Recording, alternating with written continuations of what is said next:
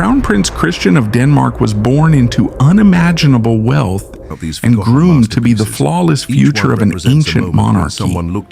Instead, the 20-year-old heir is rapidly becoming a national liability, suffocating beneath his own unchecked privilege.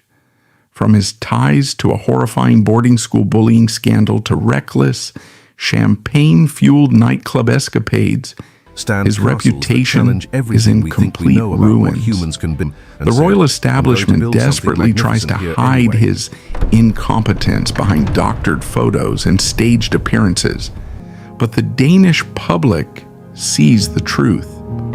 Behind the gilded palace doors lies a deeply spoiled reality, an apathetic young man who is actively dismantling a 1,000-year-old institution from the inside out. On October 15th, 2005, a 21-gun salute echoed across the cold waters of Copenhagen harbor. The nation rejoiced. Crown Princess Mary had given birth to a healthy baby boy, Christian Valdemar Henri John. To the public, this was a moment of profound national romance. But within the cold, calculating halls of the Amalienborg Palace, a birth is not a biological event. It is an institutional transaction. On that October day, Christian was not born as a human child with inherent personal rights. He was born as a constitutional guarantee. He was a state asset minted to secure the continuation of the House of Glucksburg. This is the fundamental invisible cruelty of the modern monarchy. We look at royal children and see immense privilege, unimaginable wealth, and absolute security, but we fail to see the systematic stripping of their basic human autonomy. From the moment the umbilical cord is cut, a royal heir is subjected to a gilded form of conscription. Christian's religion was predetermined by the Constitution. His future career was mandated by law. His privacy was permanently forfeited to the public domain, traded in exchange for the taxpayer funds that sustain his family. For an ordinary child, the future is a blank canvas. For Christian, the future was a rigid, unalterable script, written centuries before he was born. The psychological distortion of this environment was magnified exponentially by the specific dynamics of his parents. Christian was born into an impossible intersection of flawless perfection and historical anxiety. Let us first examine the mother. Queen Mary of Denmark, formerly Mary Donaldson of Tasmania, is not just a monarch. She is a masterclass in relentless self-discipline. When she married into the Danish royal family in 2004, she was a foreigner facing an inherently skeptical, deeply insular European establishment. She did not just survive the transition, she engineered a total flawless assimilation. She worked with a frightening intensity, mastering the notoriously difficult Danish language so thoroughly that she speaks it without a trace of an accent. She adopted their customs, championed their causes, and never, not once, allowed the mask of royal dignity to slip. Consequently, the Danish public practically deified her. She became the national mother, setting a standard for royal duty that bordered on the superhuman. For a child, having a living saint for a mother is a psychological trap. Mary's perfection created an environment where any ordinary, flawed human behavior from her son would not just be seen as a mistake, it would be perceived as a betrayal of her immense sacrifice. Christian grew up in a household where the margin for error was mathematically zero. He was subconsciously taught that love and public approval are entirely conditional upon flawless performance. If his mother represented suffocating perfection, his father represented the palace's deepest fear. Before he became King Frederick X, Christian's father was notoriously dubbed the Playboy Prince throughout the 1990s. Frederick had been a reluctant heir. He openly resented the suffocation of his royal destiny, rebelling through fast cars, a string of high-profile relationships with models, and a visible discomfort with his constitutional duties. It took Frederick decades to mature into his role and win back the absolute trust of the Danish establishment. When Christian was born, the royal apparatus was silently terrified of a repeat. The courtiers and advisors surrounding the young prince were determined not to let him follow his father's rebellious path. Therefore, Christian's early childhood was managed with a tight, invisible grip. He was the genetic convergence of his father's underlying reluctance and his mother's manufactured perfection, and the system attempted to iron out any inherited flaws before they could manifest. This hyper-management collided violently with the unique cultural reality of Scandinavia. To understand why the Danish royal system is so uniquely punishing, you must understand the cultural bedrock of the nation. Denmark operates under an unspoken, deeply entrenched social code known as the law of Jante. It is an egalitarian philosophy that dictates one absolute rule: you are not to think you are anyone special, and you are not better than the collective. Herein lies the impossible paradox of Christian's upbringing. How do you raise a boy to be a king, a position predicated entirely on the idea of divine or constitutional superiority, in a country that fundamentally despises arrogance and elitism?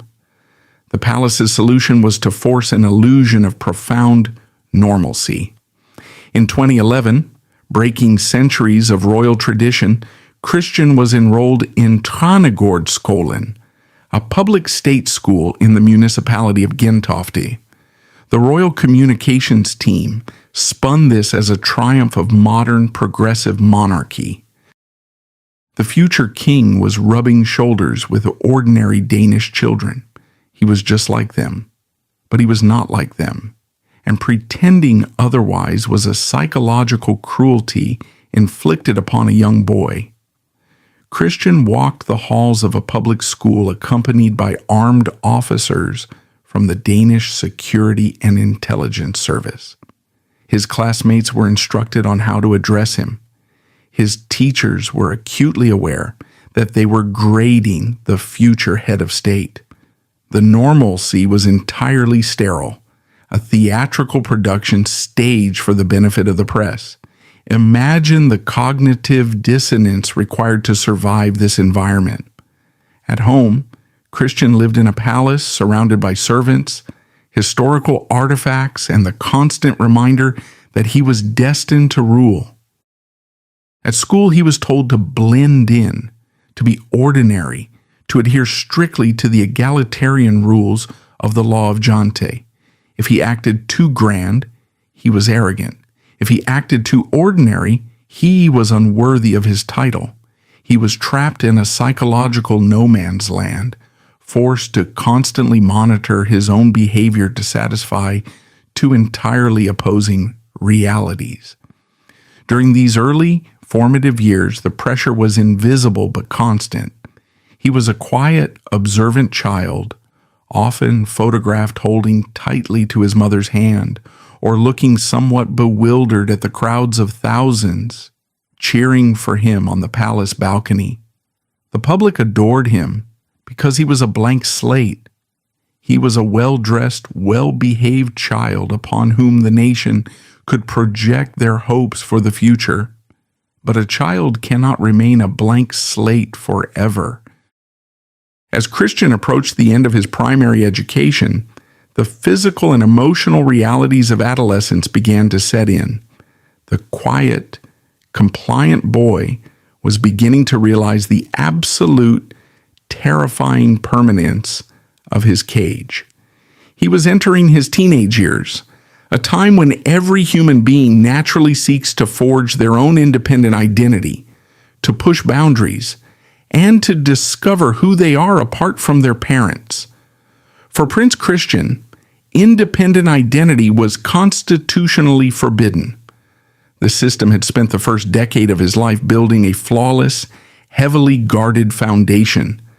They had given him the perfect mother to emulate, the cautionary tale of his father to avoid, and an artificial bubble of egalitarian schooling to protect his image. They believed they had engineered the perfect modern monarch. They did not anticipate that the very pressure required to forge this perfection was slowly creating hairline fractures in the boy's psyche. The quiet years were coming to an end. The curtain was about to rise on a very different, much darker act of his life, one where the tightly controlled narrative of the palace would violently collide with the unforgiving reality of the digital age. The illusion of normalcy that the Danish royal court had so carefully constructed during Prince Christian's childhood was a fragile temporary architecture. It was designed to satisfy the egalitarian demands of the Danish public, while the boy was small and easily managed. But as Christian crossed the threshold into adolescence, the facade began to crack. The public school experiment had served its public relations purpose. Now the system required something else. A future king cannot genuinely be raised among the working and middle classes. He must eventually be integrated into the specific insulated network of the elite. He must learn the unwritten codes of power, and he must forge alliances with the children of the billionaires, aristocrats, and politicians who will one day help him govern. In August 2021, the royal machinery executed a precise pivot.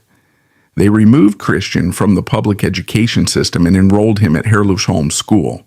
To understand the magnitude of this shift, you must understand what Herlufsholm represents in Denmark. It is not merely a school. It is an archaic, ivy-covered fortress of ultimate privilege, a boarding school steeped in centuries of tradition, uniform codes, and intense exclusivity.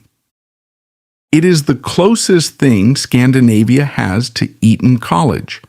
For a 16-year-old boy who had spent his life under the suffocating microscopic scrutiny of the public eye, Herlufsholm likely felt like a sanctuary. Behind its heavy iron gates and sprawling manicured grounds, the paparazzi were banned. For the first time, Christian was surrounded entirely by peers who were not intimidated by his wealth or his title because they possessed immense wealth and legacy themselves. But elite institutions do not function as sanctuaries. They function as incubators. They are designed to instill an impenetrable class solidarity. Within the walls of Herlufsholm, Christian was no longer the boy trying to blend in with the commoners. He was the undisputed apex predator of the social hierarchy. The psychological relief of no longer having to pretend to be ordinary must have been profound. Yet this relief came at a catastrophic cost. The environment was insulating him from the very people he was born to serve, wrapping him in a cocoon of absolute unchecked entitlement. The palace believed they had safely tucked the crown prince away to mature in private. They were spectacularly wrong. In May 2022, the fortress was breached, and the resulting explosion would permanently alter the trajectory of Christian's public life. A Danish television network aired a devastating, meticulously researched documentary titled Herlufsholm's Secrets. The broadcast did not just criticize the school, it completely dismantled it.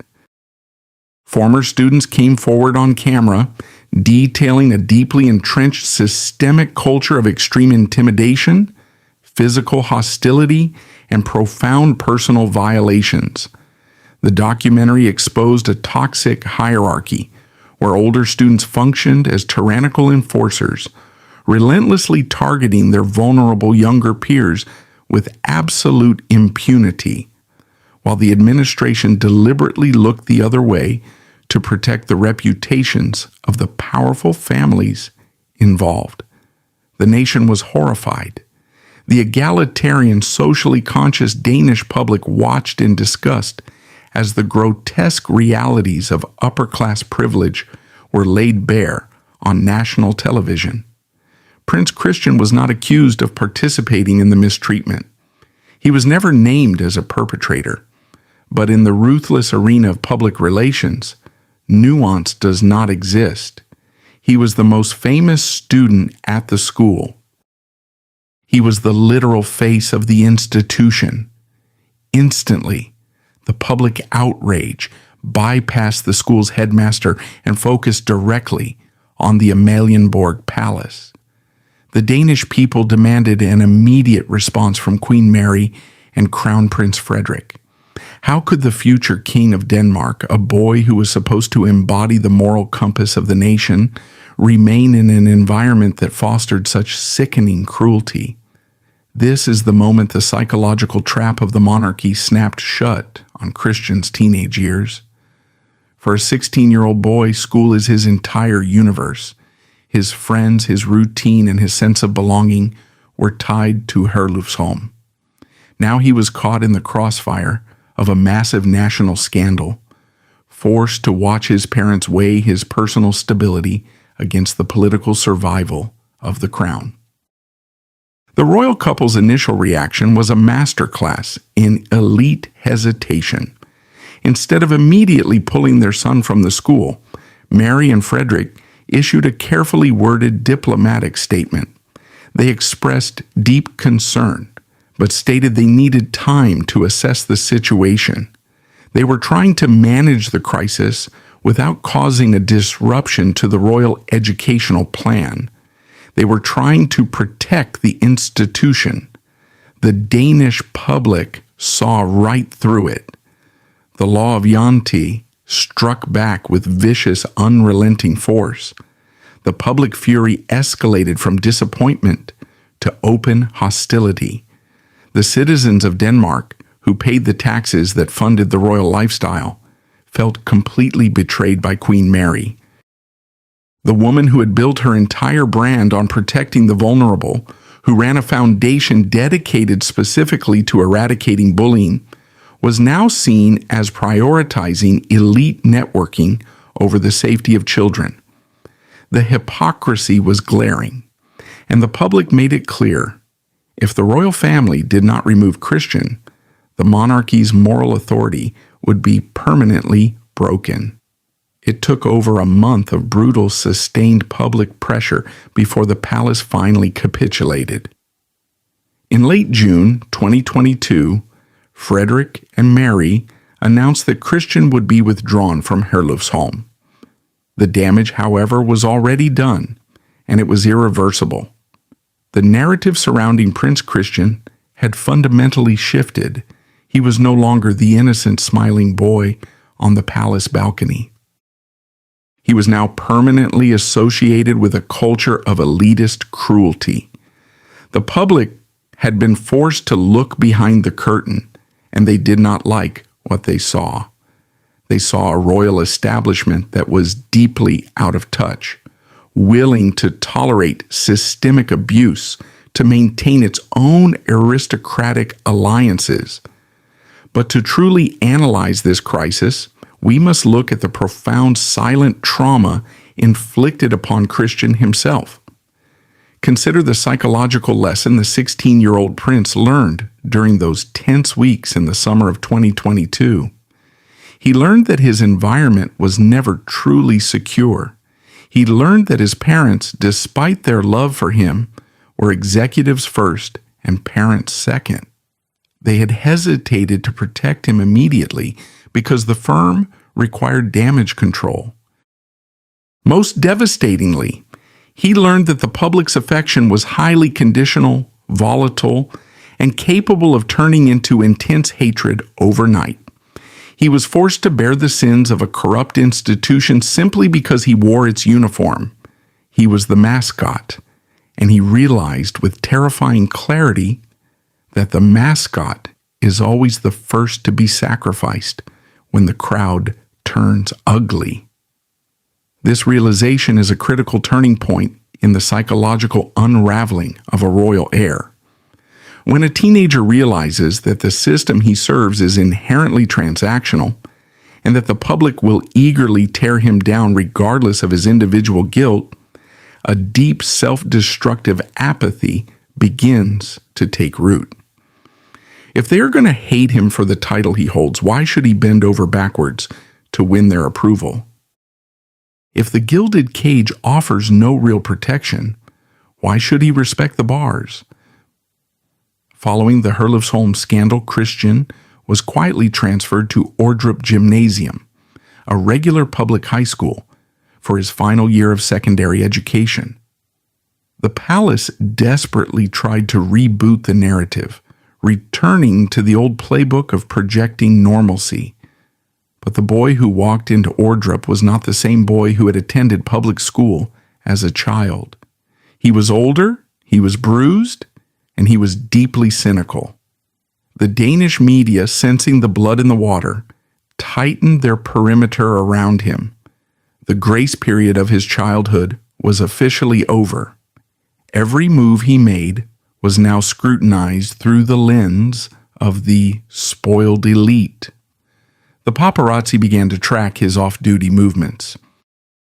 The digital generation, armed with smartphones and social media platforms, became an inescapable decentralized surveillance network. Christian began to retreat inward. The forced, rehearsed smiles became tighter. His body language in public engagements grew increasingly stiff and defensive. He was developing the thick, calloused skin required to survive a lifetime of public judgment. But that callousness was manifesting as a visible, sullen indifference. He looked like a young man who entirely resented the obligations placed upon him. The royal advisors recognized the danger.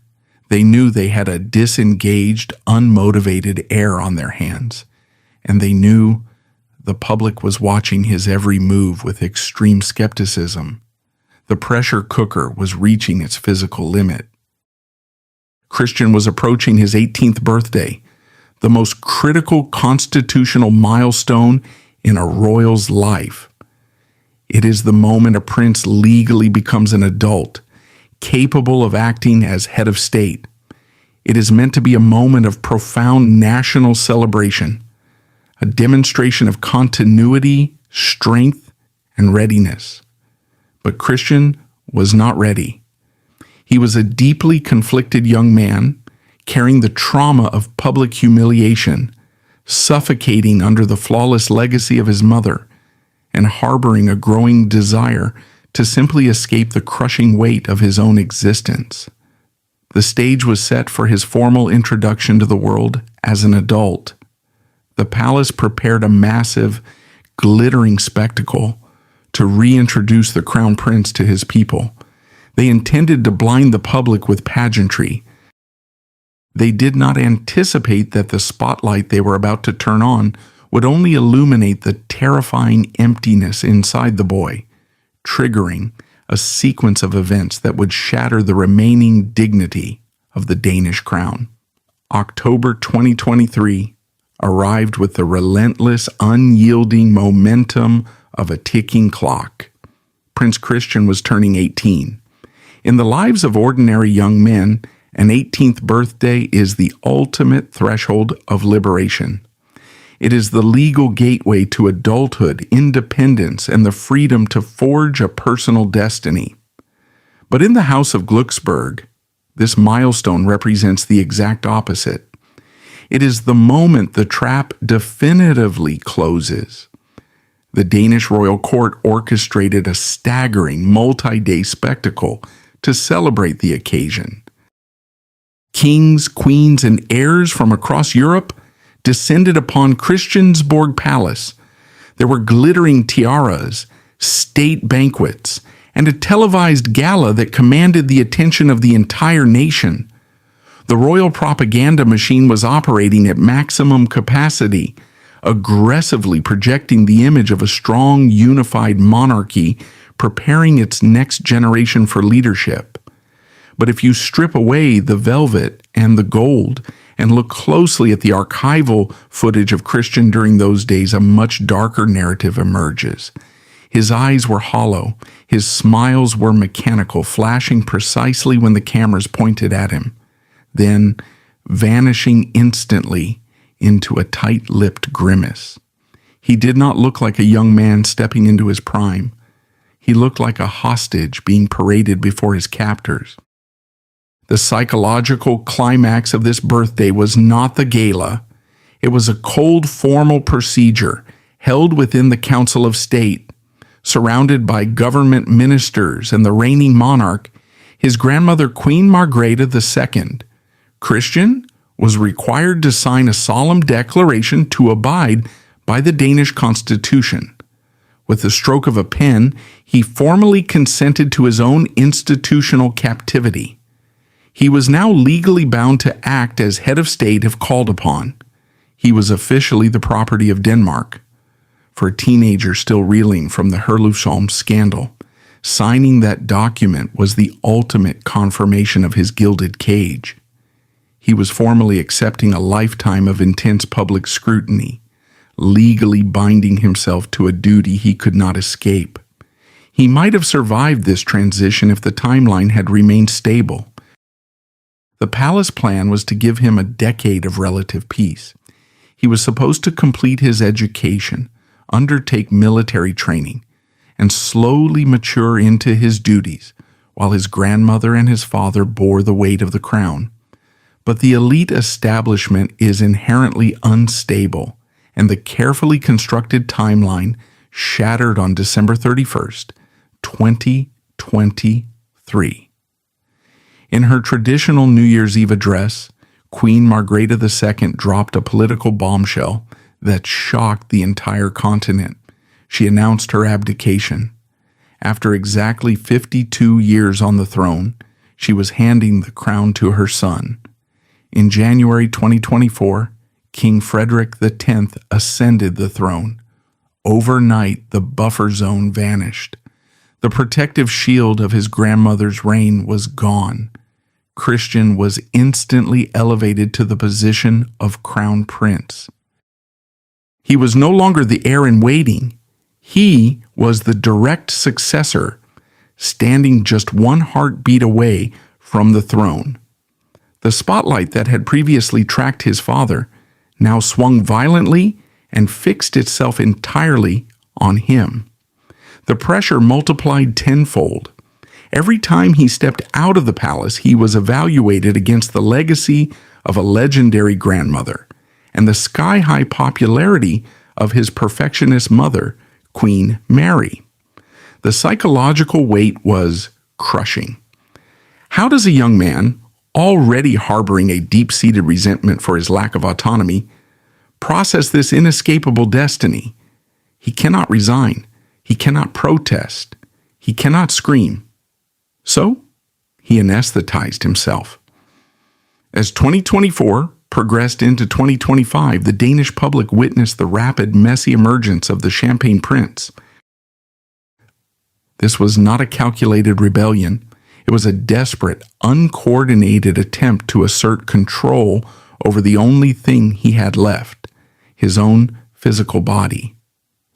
Christian sought refuge in the exact same vices his father had utilized during his Playboy Prince era in the 1990s.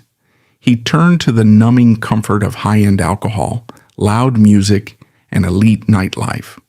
The turning point occurred at the Roskilde Festival. Roskilde is not just a music festival.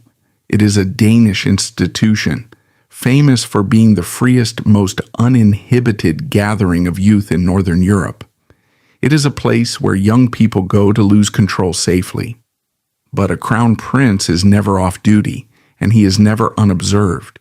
Christian was captured by paparazzi and the ubiquitous smartphones of his peers, partying with a reckless, aggressive intensity.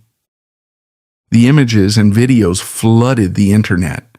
There was the future king of Denmark, visibly intoxicated, surrounded by a tight circle of wealthy, elite friends, spraying expensive champagne and behaving with the careless abandon of a frat boy. To a sympathetic observer, this was a young man buckling under the weight of an impossible life, utilizing alcohol as a crude coping mechanism. But the Danish public is not a therapist. It is an employer. And the employer was furious. The backlash was instant and brutal. Once again, the law of Jante struck with devastating precision. Denmark was navigating a period of economic anxiety. Ordinary citizens were working grueling hours, paying exorbitant taxes to fund the state apparatus, and struggling with the cost of living. Watching their taxpayer-funded heir apparent squander his time and their money in a haze of drunken elitism struck a deeply offensive chord. Investigative journalists quickly compiled a comprehensive history of partying. They revealed that Christian's nocturnal escapades were not isolated incidents. They were a consistent pattern of behavior, continuing even as he supposedly undertook his rigid military obligations with the Royal Life Guards. The media painted a portrait of a young man who was fundamentally unserious, a boy who eagerly consumed the privileges of his title while entirely rejecting the discipline it required. The digital arena transformed into a slaughterhouse. Christian was subjected to a coordinated campaign of cyberbullying on an unprecedented national scale. The youth of Denmark did not revere him as a prince. They consumed him as content. On TikTok, Instagram, and Reddit, he was ruthlessly mocked. They labeled him a spoiled brat and a trust fund baby. The most devastating psychological blow, however, came from the comparisons drawn within his own family. The internet mercilessly weaponized his younger sister, Princess Isabella, against him. Isabella, just 2 years his junior, was repeatedly highlighted by the press and the public as everything Christian was not. She appeared naturally charismatic, sharp, focused, and completely comfortable in her own skin. She possessed the authoritative aura of her mother. The digital consensus was unanimous and cruel. The royal bloodline had bestowed its leadership qualities on the second child, leaving the firstborn as a defective, empty vessel. By the autumn of 2025, as his 20th birthday approached, Christian's reputation was in ruins. He was widely perceived as the weak link of the Glucksberg dynasty, a liability threatening to drag down the high approval ratings his parents had bled to maintain. The Danish royal court recognized they were standing on the edge of a public relations abyss. The Champagne Prince narrative was cementing itself permanently into the public consciousness. They needed to execute a hard reset. They needed to remind the country that Christian was a regal, dignified future head of state. They deployed their communications team. They scheduled an official photo shoot to mark his 20th birthday in October 2025. The objective was to release a portrait so powerful, so undeniably majestic, that it would instantly override the messy reality of the nightclub footage. It was a catastrophic miscalculation. When the official portraits were released to the public, they did not inspire respect. They ignited a firestorm of ridicule and outrage. The images had been aggressively, almost violently, manipulated by the palace's digital team. The photographs were edited beyond the realm of reality. Christian's face was airbrushed so heavily that all human texture had been obliterated. The Danish press mercilessly dubbed it the marzipan skin scandal. He was wearing thick, visible makeup. His eyes had been brightened, his jawline sharpened, and every shadow of fatigue or stress completely erased. The resulting image was not a photograph of a 20-year-old man. It was a synthetic, uncanny valley rendering of a flawless prince. It looked like a wax figure. The public reaction was not just mockery, it was profound, visceral anger. The citizens of Denmark felt insulted. They accused the royal court of blatant deception. The overly sanitized photos were viewed as a desperate, pathetic attempt by the elite establishment to sell a manufactured lie. The public knew exactly who Christian was. They had seen the unedited footage of him stumbling out of nightclubs. They knew he was flawed, struggling, and failing to meet the mark. By attempting to digitally erase his physical imperfections, the palace inadvertently highlighted his profound character deficits. The message the public received was loud and clear.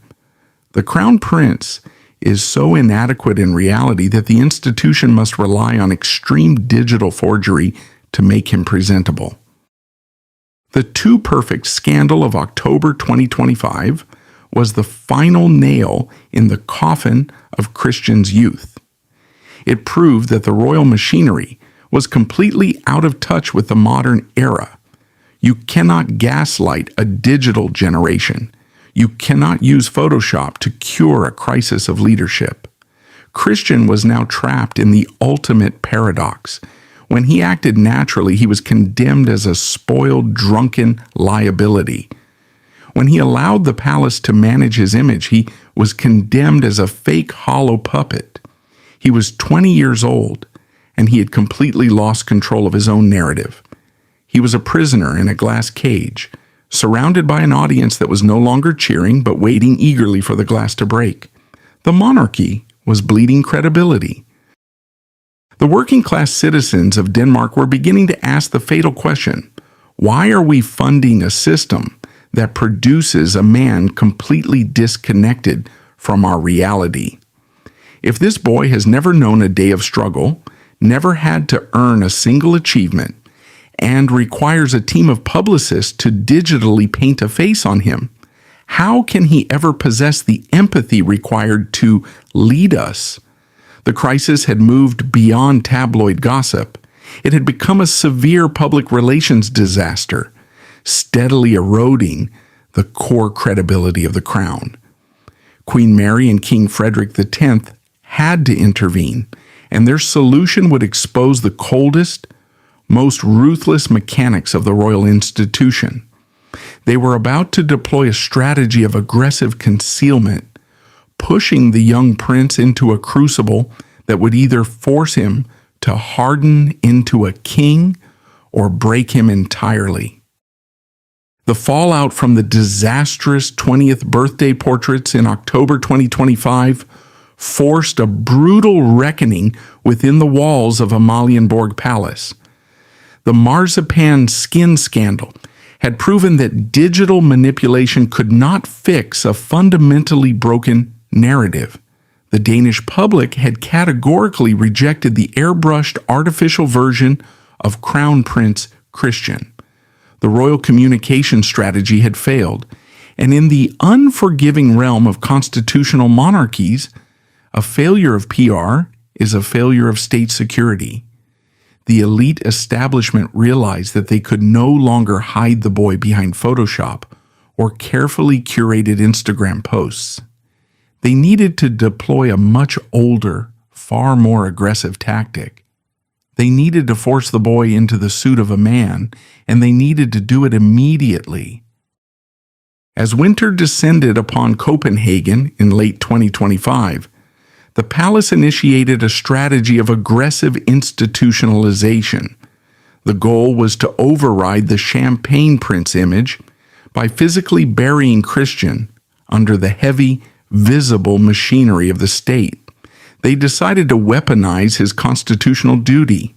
The opportunity arrived when King Frederick X and Queen Mary scheduled a series of extensive overseas state visits.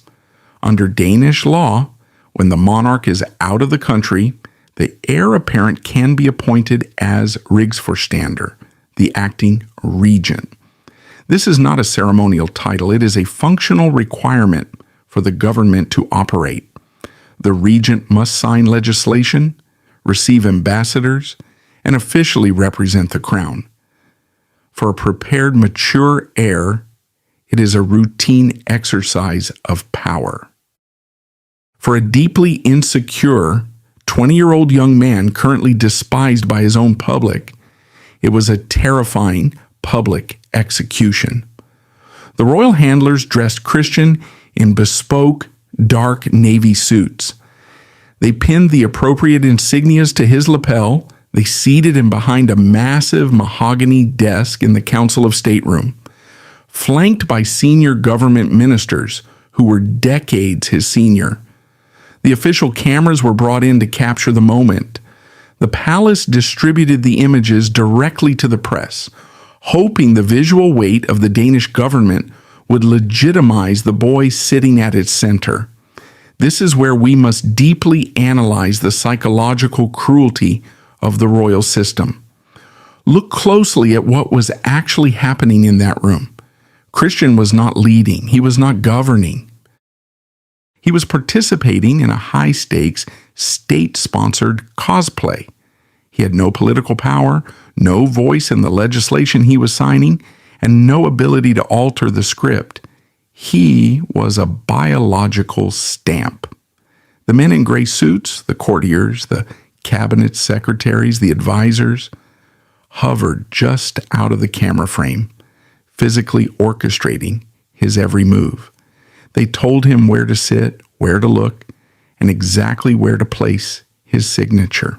For a young man already struggling with a profound lack of autonomy, this was the ultimate psychological emasculation. The palace was trying to project authority, but internally, they were stripping him of the last remaining shreds of his individual agency. He knew he was a puppet. He knew the ministers standing beside him did not respect him. They were simply tolerating him to satisfy a constitutional requirement. He was a 20-year-old prop, utilized by his parents and the state to manufacture an illusion of stability. The strategy backfired with lethal precision. The Danish press, inherently skeptical and fiercely protective of their egalitarian society, refused to play along. Newspapers like Ekstrabladet and BT did not applaud the young prince stepping up to his duties. Instead, they published devastating forensic analyses of his body language. Body language experts pointed out his rigid, locked shoulders. They highlighted the dead, vacant stare in his eyes. They noted how his hands trembled slightly when he held the pen, and how he constantly looked off camera, seeking validation or instruction from the unseen handlers. The media correctly diagnosed the situation. This was not a confident young leader stepping into his role, but rather a deeply uncomfortable young man visibly overwhelmed by the relentless machinery of the state. The Danish public watched these broadcasts with a hardening resentment. The law of Jante dictates that you must not pretend to be something you are not. By parading an unready, terrified boy as a competent head of state, the royal court was actively insulting the intelligence of the Danish people. The public did not feel reassured. They felt manipulated. They saw a wealthy, entrenched establishment desperately trying to force a square peg into a round hole, simply because the peg possessed the correct bloodline. To compound the trauma of his public failure, the palace simultaneously executed a ruthless purge of his private life. The advisors concluded that Christian's social circle, the wealthy, reckless friends from the Roskilde Festival, were unacceptable security risks. They were the ones leaking the videos. They were the ones enabling his worst impulses. The solution was surgical and cold.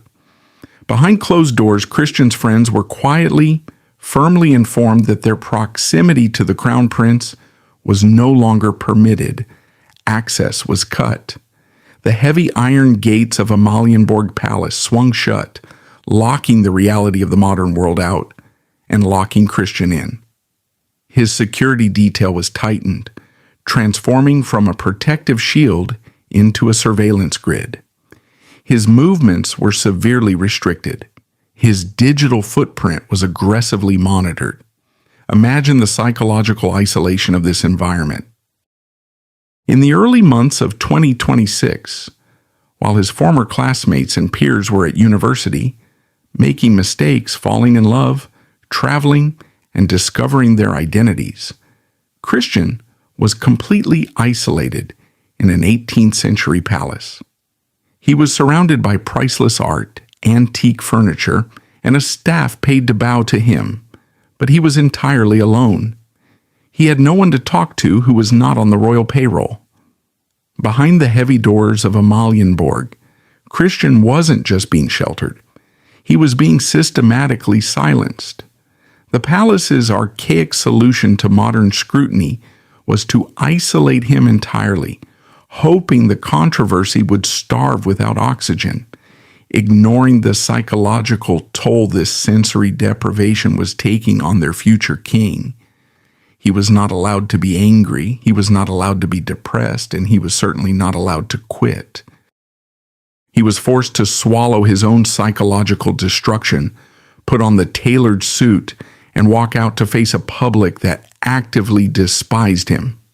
But this archaic method of breaking an heir, a method that had worked for centuries behind closed doors, was fundamentally incompatible with the 2026 digital reality.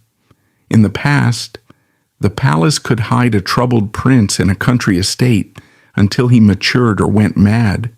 Today, the void left by Christian's silence was immediately filled by a vicious, decentralized online discourse. The narrative shifted from mocking the boy to questioning the entire apparatus. Opinion columns began to appear in respected Danish broadsheets, asking dangerous, existential questions. Why was a modern progressive democracy continuing to fund an institution that inflicted such obvious psychological damage on its own children? If the system required the complete eradication of a young man's mental health to produce a figurehead, was the system inherently abusive? The anger was no longer just directed at Christian's incompetence. It was directed at King Frederick X and Queen Mary. The public began to view the beloved national mother through a much harsher lens. They saw a woman who had successfully navigated the royal machine, but who was now entirely complicit in feeding her own son into its gears. The parents had chosen the survival of the crown over the well-being of their child. As the spring of 2026 approached, the atmosphere in Denmark was toxic. The palace's strategy of aggressive concealment and forced responsibility had not forged Christian into a man. It had hollowed him out completely. He was a walking ghost, a young man who had surrendered his fight. The tension was unsustainable. The public was exhausted by the royal charade. The media was relentless, and the prince himself was standing dangerously close to a total psychological collapse. The elite establishment had played all their cards.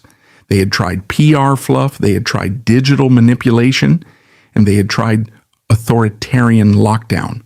All of it had failed.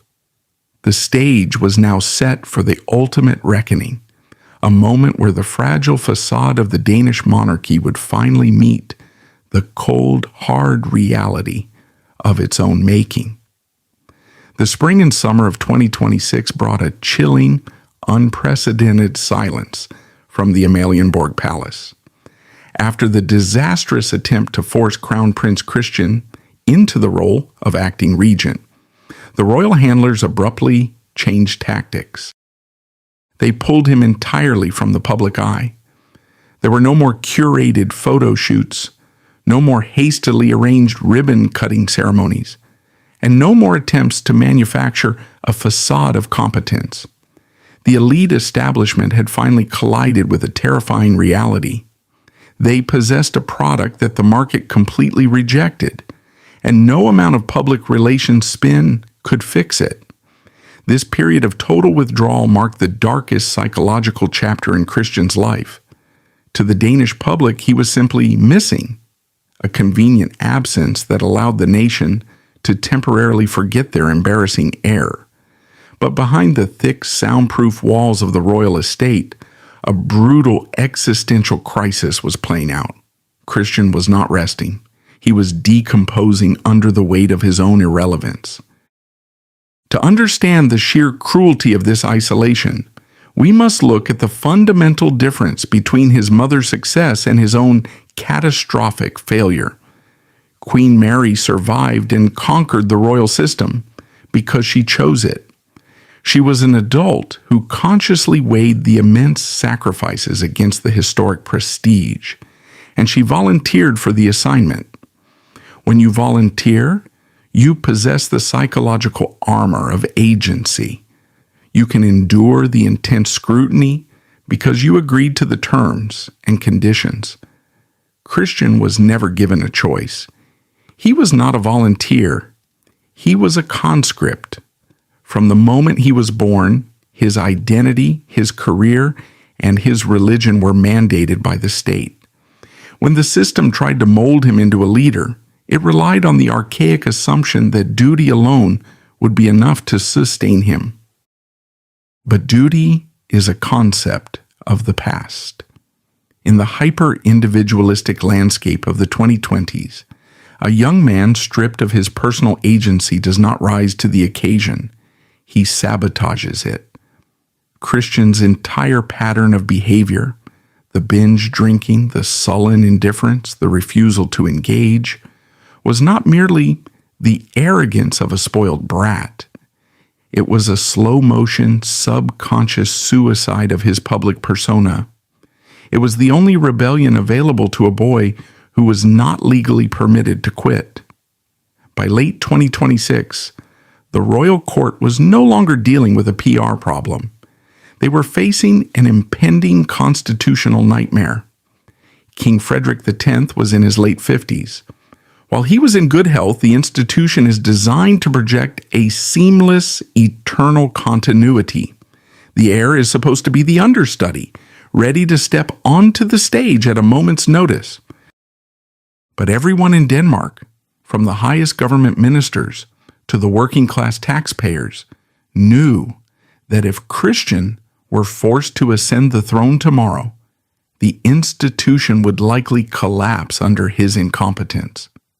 The whispers in Copenhagen began to grow louder, crossing the boundary from tabloid speculation into serious political discourse.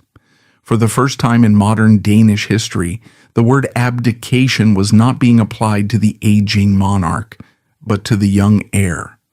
Legal experts and royal historians began to quietly debate the mechanics of bypassing Christian entirely. The internet, ever ruthless, heavily favored this theoretical coup. The public increasingly looked toward his younger sister, Princess Isabella. She was nearing adulthood, possessing all the natural charisma, sharp intellect, and public poise that her brother lacked. She looked like a queen. Christian looked like a liability. But the elite establishment operates on bloodlines, not meritocracy. To bypass a healthy, legitimate firstborn male heir simply because the public dislikes him would set a dangerous terminal precedent.